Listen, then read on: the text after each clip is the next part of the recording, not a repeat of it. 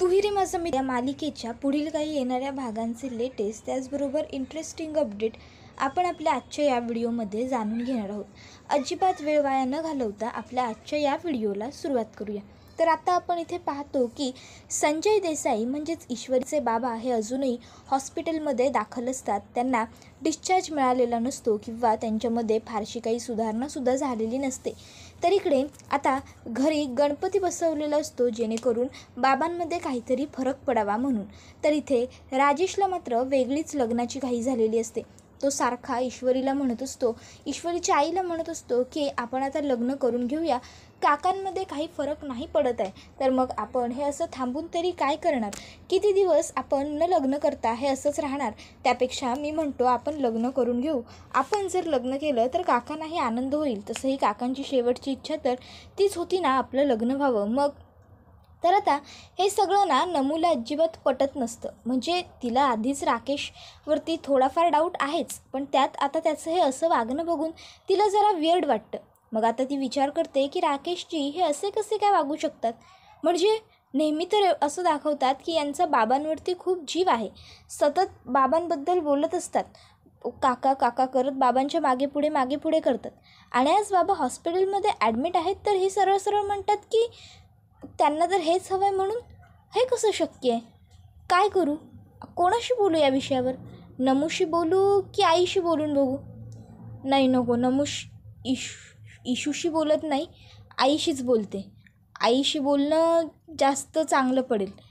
Issue आता सध्या कामाच्या गडबडीत आहे, ताण आहे तिच्या डोक्यात। मग आता नमू ठरवते की आपण इशूबरोबर न बोलता यावेळेस आईबरोबर बोलायचं, कारण तसंही निर्णय तर शेवटी आईच देणार आहे। मग आता नमू ही दुपारी आईला जेवण घेऊन ज्यावेळेस हॉस्पिटलला जाते त्यावेळेस आता ती आईला सहज विचारते, आई राकेशजी येतात का गं इथे? त्यावर आई सांगते, फार नाही येत, कधीतरी येतात 2-3 दिवसातून एकदा। त्यावर नमूताई म्हणत असते, आई पण तुला त्यांचं वागणं विचित्र नाही वाटत का? त्यावर आई म्हणते, म्हणजे कशाबद्दल बोलते तू नमू? त्यावर नमू सांगत असते, बघ ना, म्हणजे बाबांना किती ते करायचं आहे काका काका, आणि आता बाबा हॉस्पिटलमध्ये आहेत आणि ते इशूबरोबर लग्न करण्यासाठी इतकी घाई का करतायत? खरं तर त्यांनी स्वतःहून समोरून म्हणायला पाहिजे ना की आपण लग्न लांबणीवर टाकूया म्हणून। मग त्यांची उगाचच घाई चाललेली असते। त्याबरोबर लगेचच आता नमूला आई म्हणजे सुप्रिया सांगत असते की हो ना, मलासुद्धा कधी कधी असं वाटतं, पण काय बोलणार? खरं तर मलाच असं वाटतं हे लग्न लांबणीवर टाकलंच पाहिजे आपण। अगं कारण बाबा हॉस्पिटलमध्ये असताना लग्न कसं काय करू शकतो आपण? आणि केलं जरी तरी परवडणार आहे का हा खर्च आपल्याला? कितीही साधं सोपं पद्धतीने लग्न करायचं म्हटलं तरी खर्च हा आलाच की। त्याबरोबर नमूताई म्हणते, मग मला वाटतं आई आपण खरोखर त्यांना सांगायला हवं की लग्न वगैरे आत्ता आम्ही काही करण्याच्या परिस्थितीत नाही आहोत, तर आपण हे लग्न लांबणीवरतीच टाकूया, तुम्ही उगाच सध्या तरी आमच्या पाठी लागू नका। त्याबरोबर लगेचच आता आई नम्रताला म्हणते, अगं असं कसं म्हणतेस नमू, शेवटी आपल्या इशूजबरोबर लग्न ठरलं आहे त्यांचं, साखरपुडा झाला आहे त्यांचा। त्याबरोबर नम्रताताई म्हणते, अगं कुठे साखरपुडा झाला आहे? आई विसरतेस का तू? आठवत नाही आहे तुला? साखरपुड्याच्या दिवशी अचानक त्यांच्या मास्तरांना हार्ट अटॅक आला आणि राकेशजी ताबडतोब तिकडनं निघून गेले। त्यावर लगेच आई म्हणते, अगं हो, म्हणजे आपल्या इशूचा साखरपुडाही त्यांच्याबरोबर झालेला नाही आहे। त्यावर नमूताई म्हणते, तेच तर मलाही म्हणायचं आहे ना, अगं साखरपुडाही झालेला नाही आहे आणि राकेशजींना फक्त लग्नाची एवढी घाई पडली आहे, म्हणून मला ना काहीतरी गडबड वाटते। आई म्हणते, बरं बघूया आपण काय करायचं ते, तू इशूबरोबर बोल। त्यावर नमू म्हणते, मी बघते काय करायचं, इशूबरोबर काय बोलायचं ते। तर आता इथे इशू ही सुद्धा हळूहळू विचार करत राहिलेली असते, राकेशजींना लग्नाची एवढी घाई का पडली असेल? नाही, नेहमी तर बाबांबरोबर ते एवढं चांगलं बोलतात आणि बाबांना बरं नाही आणि लग्न करायचं आहे यांना? नाही, काही झालं तरी जोवर माझे बाबा हॉस्पिटलमध्ये आहेत ना, तोवर मी यांच्याशी लग्न वगैरे काही नाही करणार आहे। इतक्यात आता नमूताई घरी आलेली असते। ती इशूला असं घरात एकटीलाच बसलेलं बघते आणि म्हणते, इशू अरे कधी आलीस तू? मी सुद्धा आत्ताच आले, हे बघ आईला जेवण द्यायला गेले होते ना। इशूचं काही लक्षच नसतं, नमूताई एकटीच बडबडत असते। नमू दोघींसाठीही पाणी ग्लासात घेऊन येते आणि म्हणते, इशू एक चहा पी। त्यावर इशू हां ताई थँक्यू म्हणून आता ते पाणी फुकून पित असते. त्यावर लगेचच नमू म्हणते, इशू लक्ष नाही आहे ना तुझं, कसला एवढा विचार करतेस. त्यावर मग मात्र आता इशू ही नमुताईला खरं सांगते. बघ ना ताई, म्हणजे राकेशजींचं वागणं पटत नाही आहे गं. त्याबरोबर ती म्हणत असते, अगं आपण किती सारखा विचार करतो इशू. त्यावर इशू विचारते म्हणजे. त्यावर ती सांगत असते, अगं आत्ताच मी सुद्धा आईला जेवण द्यायला जेव्हा गेले होते ना, त्यावेळेस मी सुद्धा तिच्याशी याच विषयावर बोलले आणि आपलं तिघींचंही मत एक झालं याचा अर्थ. त्यावर लगेचच इशू म्हणते म्हणजे. नमुताई सांगते, आपण तुझं आणि राकेशजींचं लग्न लांबणीवरती टाकायचा विचार करतोय. बाबांना बरं नाही आहे, त्यामुळे आपण लग्न वगैरे तर करू शकत नाही आणि त्यात राकेशजींना लग्न करण्याची उतावळी घाई झालेली आहे. आणि सगळ्यात महत्त्वाचं म्हणजे बाबांना आवडणार नाही गं आपण हे असं काही केलं तर. त्यावर इशू म्हणते, तेच ना ताई, आणि माझ्या लग्नात हवेत गं मला माझे बाबा. त्याबरोबर लगेचच ताई म्हणते, हो कळतं आहे, तुझ्या भावना आमच्यापर्यंत पोहोचल्या आणि आम्ही योग्य त्या पद्धतीने त्यांचा विचारसुद्धा केला आहे बस. त्याबरोबर इशू म्हणत असते, पण ताई मला ना काहीतरी गडबड वाटते. राकेशजींना एवढी का घाई पडली असेल लग्नाची. पहिलं लग्न करूया लग्न करूया लग्न करूया, ते सुद्धा साध्या सोप्या पद्धतीने लग्न करू, हवं तर साध्या पद्धतीने पण लग्न करू, असं का म्हणत असतील ते सारखे.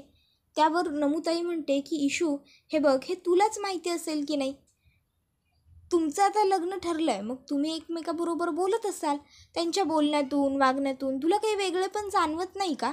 मग आता इशूसुद्धा आणि नमूसुद्धा दोघीही बसतात आणि बोलत असतात. त्या दोघी विचार करत असतात आणि खरोखर एवढ्या दिवसांमध्ये राकेशच्या वागण्यामध्ये जे जे काही विचित्रपण असतं ना, ते सगळं दोघी बहिणींना आता आठवत असतं. इशू म्हणत असते की एकदा ते कपडे डोनेट करायला चालले होते रस्त्यावरच्या लोकांना, ते सुद्धा रात्री 1 ते 1:30च्या सुमारास. ही जरा विचित्र गोष्ट वाटत नाही का ताई तुला. त्यावरती म्हणते, आणि तुला माहिती आहे का, एकदा ना मी त्यांच्या घरी अचानक गेले होते, त्यावेळेस ते दरवाजाच उघडत नव्हते. 15-20 मिनटं झाली तरी. मी जेव्हा लोकांना गोळा केलं, लोकांनी दरवाजा तोडायला घेतला, त्यावेळेस त्यांनी दरवाजा उघडला आणि मी म्हटलं की राकेशजी अहो दरवाजा का उघडत नव्हता, तर मला सांगितलं वॉशरूममध्ये होते म्हणून. अगं वॉशरूममध्ये असते तर बाहेर आवाज देऊन सांगता आलं नसतं का. त्याबरोबर इशूला आता या सर्व गोष्टी पटत असतात. तर आता नमू म्हणते, तू काळजी करू नकोस इशू, मी आहे तुझ्याबरोबर. आपण तुझं लग्न इतक्या लवकर होऊ द्यायचं नाही आणि जर आपल्या मनात डाऊट आहेत तर नाहीच नाही. तर आता इथे इशू ही नमुताईला म्हणते, ताई तुझ्या स्वयंपाकाचं काय करायचं ते बघशील ना. त्यावरती होकार देते. आता इशूच्या मनात चलबिचल सुरूच असते. ती राकेशच्या विचारांमध्ये हरवलेली असते. तर आता मध्ये काही दिवस जातात, 5-6 दिवस.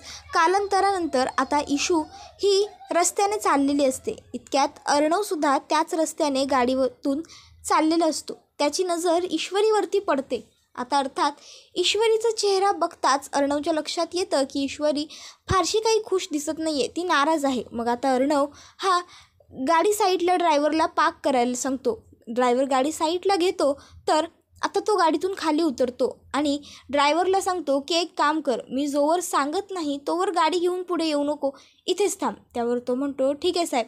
आता अर्णव हा स्वतःहून ईश्वरीच्या जवळ येतो आणि ईश्वरी ज्या ठिकाणी उभी असते त्या बसस्टॉपला उभा राहतो. आता ईश्वरी ही अर्णवबरोबर बोलत नसते. तर अर्णव हा स्वतःहून ईश्वरीला विचारतो, आता सर्व कसं चालू आहे, बाबांची तब्येत कशी आहे. त्यावर ईश्वरी म्हणत असते की ठीक आहे. तर अर्णव म्हणतो, शुद्धीवरती आलेत का. त्यावर इशू सांगत असते, नाही अजून, येतील लवकर, डॉक्टरचं म्हणणं आहे चांगल्या सुधारणा सुरू आहेत. त्यावर अर्णव म्हणतो, बरं. आणि मग त्याबरोबर ईश्वरी आता स्वतःहून हळूहळू अर्णवबरोबर बोलायला लागते. तर अर्णव हा ईश्वरीला विचारत असतो, काही झालं आहे का. नाही म्हणजे बाबांचं सोडून इतर कसलंही टेन्शन आहे का. त्यावर ईश्वरी सांगत असते की हो अर्णव सर, मला ना राकेशचं टेन्शन आलं आहे. त्याबरोबर आता मात्र अर्णवला जरा राग येतो. अर्णव विचारतो, राकेशचं म्हणजे काय झालं आहे, त्या राकेशने तुला काही. त्यावर इशू म्हणते, नाही नाही नाही प्लीज असं नका बोलू, त्यांनी मला काही केलेलं नाही आहे. मला ना त्यांचं वागणं थोडं नाही थोडं जास्त विचित्र वाटतं. त्यावर अर्णव म्हणतो, विचित्र म्हणजे कसं. त्यावर इशू म्हणते, म्हणजे बघा, ज्यावेळेस माझे बाबा व्यवस्थित होते त्यावेळेस सतत काका काका म्हणत त्यांच्या मागे पुढे करायचे, आणि आता माझे तेच बाबा हॉस्पिटलमध्ये दाखल आहेत तर मला म्हणतात की माझ्याशी लग्न कर. त्यांना लग्नाची एवढी घाई झाली हे कसं म्हणजे करू शकतात असं. त्याबरोबर अर्णवला आता बरोबर कळत असतं की हे सगळं असं का घडतं आहे, कारण त्याला राजेशनेच हे सगळं केलं आहे हे माहीत असतं. तर आता अर्णव म्हणतो, तू तुझ्या बुद्धीला जरा चालना दे ना, विचार कर. राजेशचं सोड, सॉरी काय म्हणालीस, राकेशजी ना, राकेशचं सोड. राकेश व्यतिरिक्त इतर दुसरा कोणी जर मुलगा असता ज्याचं तुझ्याबरोबर लग्न ठरलेलं असतं तर त्याने अशी घाई केली असती का. त्यावर इशू म्हणते, नाही ना सर, कसं असं कोणीही एखाद्या मुलीला घाई करू शकतं तिचे वडील हॉस्पिटलमध्ये असताना, ते सुद्धा लग्नाची. त्यावर लगेच अर्णव म्हणतो, एक्झॅक्टली, मी सुद्धा तेच म्हणतोय, नाही करू शकत. पण जर राकेश करतोय तर नक्कीच काहीतरी गडबड असेल ना, काहीतरी गोळबंगाल. त्यावरती म्हणत असते, सर इथे आधीच मला टेन्शन येतं आहे, त्याच्यामध्ये अजून तुम्ही म्हणी वगैरे म्हणून माझं टेन्शन वाढवताय कुठे. त्यावर अर्णव तिला म्हणत असतो, मी सांगतो तुला, म्हणजे तुला सोप्या पद्धतीने मे बी कळेल आणि तुझं टेन्शनही कमी होईल. त्यावर ईश्वरी म्हणते, म्हणजे तुम्हाला काय माहिती राकेशजींबद्दल, तुम्ही तर त्यांना व्यवस्थित भेटलेला सुद्धा नाही आहेत. अहो व्यवस्थित काय, तुम्ही त्यांना भेटलेलाच नाही आहात. त्यावर अर्णव म्हणतो, सुरुवात इथूनच आहे म्हणजे, असा इशूला प्रश्न पडतो. इशू म्हणते, सर काय म्हणायचं आहे तुम्हाला, स्पष्ट बोला. अर्णव म्हणतो, आता मी बोललो की हळूहळू तुलाच एक एक गोष्ट स्पष्ट होईल, पण माझं बोलून होईपर्यंत माझी अट आहे की तू गप्प बसायचं, मध्ये एक शब्दही एक अक्षरही बोलायचं नाही, स्टॅच्यू उभं राहायचं. इशू म्हणते, ठीक आहे, सुरुवात करा. मग आता अर्णव हा सांगायला सुरुवात करतो, राकेश म्हणजेच राजेश आहे. त्याबरोबर इशू विचारणार असते, कसं. त्यावर अर्णवने तिला सांगितलं, बोलायचं नाही आहे मध्ये. मग इशू गप्पच राहते. तर अर्णव सांगत असतो, राजेश नाईक हे राकेश शिर्केचं खरं आडनाव आहे आणि खरं नावसुद्धा. राजेश याने खोटी ओळख सांगितली आहे की तो एक वकील आहे, पण तो वकीलच नाही आहे, कारण त्याने सनसच घेतलेली नाही. हे माझ्या एका मित्राने म्हणण्यापेक्षा माझ्या एका डिटेक्टिव्हने शोधून काढले, ज्याचं नाव पाटील आहे. राजेश हा अंजलीताईचा नवरा आहे आणि तोच तुझ्या इथे राकेश बनून राहतोय, कारण त्याला तू आवडलीस म्हणून तो तुझ्याशी लग्न करायसाठी. राजेश याने ताईच्या बँक अकाउंट्समध्ये फ्रॉड केला आहे, खूप साऱ्या पैशांचा गफला केला आहे. तोच तुझ्या इथे इमानदार व्यक्ती, इमानदार अधिकारी म्हणून राहतोय. त्याच्यानंतर दुसरा राजेश जो घरातल्या सगळ्यांशी खोटं बोलतोय, माझ्या घरातल्या सगळ्यांना गेली 5 ते 6 वर्ष ताईशी लग्न झाल्यापासून गंडवतोय आणि तुझ्या घरात सगळ्यांना गंडवत असतानाही तो किती खरा आहे हे पटवून देतोय. त्याच्यानंतर हाच राकेश बनून तुझ्याबरोबर गुळापेक्षा चांगला वागतोय आणि हाच राजेश माझ्या ताईला नवरा असूनही वेळ देत नाही आहे, म्हणून राकेशजी इतके दिवस माझ्या समोर येत नव्हते. आठवतंय तुला त्या दिवशी मी गाडीने तुला सोडायला आलो होतो. त्यावर इशू म्हणते, कधी. त्यावर अर्णव म्हणतो, तुझा ऑफिसचा लास्ट डे होता, त्यावेळेस आपण पार्टी केली होती, तू मला ट्रीट दिली होतीस. त्यावर इशू म्हणते, आठवतंय. त्यावर अर्णव सांगतो, त्या दिवशी तू त्यांना हाक मारत होतीस, पण त्यांनी असं भासवलं की ते फोनवरती बोलत आहेत आणि तो तिकडनं निघून गेला, आठवलं. त्यावर इशू म्हणते, हो. त्यावर अर्णव म्हणते, कारण तोच आहे, एकच व्यक्ती आहे ती. राजेश माझा मेवणा आहे, अंजलीताईचा नवरा, आणि तोच तुला फसवतोय, कळलं. किती फ्रॉड आणि नीच माणूस आहे तो ते. त्याबरोबर ईश्वरी अर्णववरती विश्वास ठेवत नसते. ती म्हणत असते, बाद झालं सर, आधीच एकतर माझ्या वडिलांच्या जीवावर उठलात आणि आता माझ्या होणाऱ्या नवऱ्याबद्दल मला नको ते भडकवताय. मला वाटलं होतं की आता तरी तुम्ही सुधारले असाल, चांगला मित्र म्हणून हळूहळू तुमच्या बाजूने विचार करायला लागले होते, तुम्हाला माफ करायला चालले होते, तर नाही, तुम्ही पुन्हा माझ्या होणाऱ्या नवऱ्याबद्दलच मला उलटं सांगताय. त्यावर अर्णव म्हणतो, 1 मिनटं, माझ्यावर विश्वास नाही आहे ना, थांब. आणि मग तो ईश्वरीला आता अंजलीचा मोबाईल DP दाखवतो व्हॉट्सअपवरतून आणि म्हणतो, हे बघ, अंजलीताईवरती तर विश्वास ठेवशील, हा बघ, हा तिचा आणि तिच्या नवऱ्याचा लग्नातला त्यांच्या फोटो आहे. हे तरी खोटं नसेल ना की अंजलीताईसुद्धा आता खोटं बोलणार आहे. त्यावर इशू म्हणते, पण हा फोटो खोटा नाही कशावरून. त्यावर अर्णव म्हणतो, ठीक आहे, पुरावा देतो मी ह्या फोटोसाठी. आणि तो आता लगेचच ईश्वरीच्या फोनवरून फोन करतो अंजलीला आणि आता म्हणत असतो, बोल ताईबरोबर, सांग तिला की तुला तिच्या लग्नातले फोटो बघायचे आहेत. तिचा अल्बम नेहमी खालीच ठेवलेला असतो, कारण हा नीच राजेश तिला वेळ देत नाही ना फारसा, त्यामुळे तिथे जुने फोटो वगैरे बघत नेहमी तिचं मन रमवण्याचा प्रयत्न करते. कर तिला कॉल. त्याबरोबर आता इशू ताईला कॉल करते आणि आता तिला विचारते की ताई, तुमच्या लग्नातले फोटो वगैरे काही आहेत का जे मला बघता येतील? ॲक्च्युली काय आहे ना, मला तुमच्या लग्नात जी तुम्ही साडी घातली आहे तशी साडी हवी होती. म्हणजे अर्णव सर एकदम सांगत होते तुमच्या साडीबद्दल. तर आता माझंही लग्न आहे ना, तर मला तशी साडी हवी होती, म्हणून विचार केला तुमच्याशी बोलावं. त्यावर अंजली म्हणते, अगं हो, का नाही, थांब, माझा अल्बम आहे खाली, मी तुला दाखवते. आणि मग ती पटकन तिचा अल्बम घेते आणि म्हणते, इशू अगं पण मी फोनवरती तुला कसं सांगणार साडीचं वर्णन, मी एक काम करते, तुला ना फोटो काढून पाठवते. त्यावर इशू म्हणते, ठीक आहे.